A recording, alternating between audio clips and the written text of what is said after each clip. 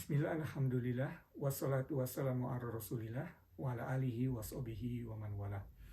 Ibu-ibu, bapak-bapak, dan adik-adik pengajian KGRI yang dirahmati Allah, Assalamualaikum warahmatullahi wabarakatuh.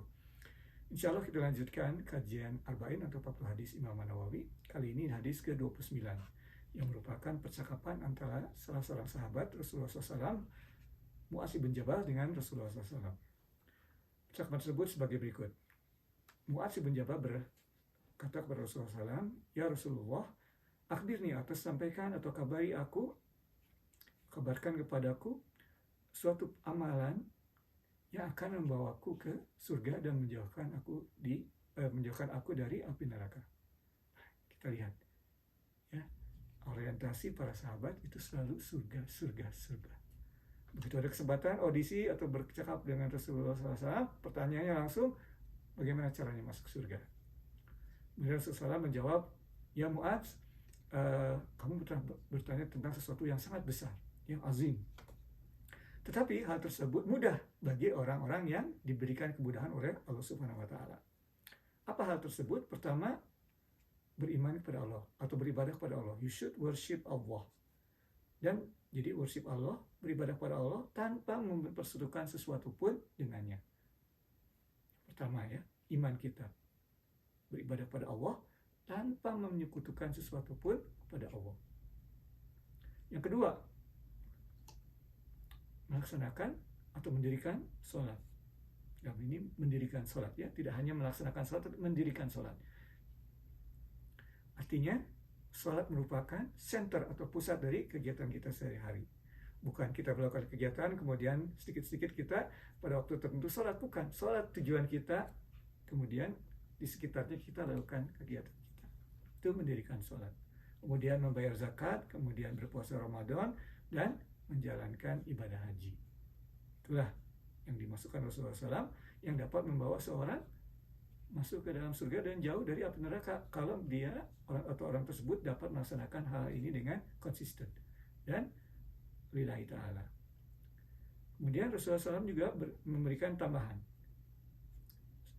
Apakah kamu mau mengetahui, atau tidakkah sebaiknya aku juga memberikan kepadamu, atau menyampaikan kepadamu, atau menunjukkan kepadamu pintu dari kebaikan? Pintu kebaikan apa? Pintu kebaikan adalah puasa sebagai shield atau perisai, ya. Kita sering mendengar dalam bulan Ramadan sebagian dari ini. As-saumu junnah, ya. Fasting is a shield. Jadi puasa merupakan perisai. Kemudian sedekah atau dalam hal ini charity yang mematikan api, seperti mematikan sedekah ini, menghilangkan dosa bagaikan air mematikan api. Ya, kita juga sering mendengar.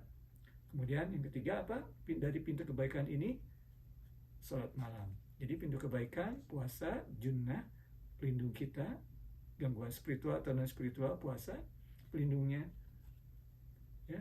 Kemudian sedekah yang membersihkan dosa bagaikan air mematikan api. Kemudian sholat malam. Kemudian Rasulullah SAW membacakan suatu ayat yang dari Al-Quran. Ayat tersebut dalam hal ini dari surat ke-32 versi 16, ya, ayat ke-16 dari surat ke-32, ya. Insya Allah kapan-kapan kita bahas ayat tersebut. Pada kesempatan ini untuk mempersingkat waktu, kita akan lanjutkan hadisnya. Rasulullah SAW memberikan tambahan juga. Tidakkah sebaiknya aku akan sampaikan juga kepadamu hal yang paling penting ini, ya, apa puncaknya dan apa pilar-pilarnya, kemudian apa yang paling tingginya, ya, dari puncak tersebut. Tentu Mu'adz menjawab, "Yes, ya bala ya Rasulullah." Kemudian Rasulullah SAW menjawab, hal ini adalah yang di puncaknya atau di atapnya ini adalah Islam. Dalam hal ini submission, menyerahkan diri kepada Allah. Pilar-pilarnya, jadi atapnya Islam, submission kepada Allah, menyerahkan diri kepada Allah. Kemudian pilar-pilarnya sholat. Top paling tinggi dari atap tersebut adalah jihad fisabilillah, ya. Jihad fisabilillah, sekarang ini tidak perang, kita juga bisa meluangkan waktu kita untuk volunteering di masjid atau di organisasi sosial. Lillahi ta'ala. Ya, jihad fisabilillah. Jihad nahan nafsu juga jihad. Itu yang paling tinggi dari atap Islam tersebut, ya. Kemudian Rasulullah SAW ini yang paling penting.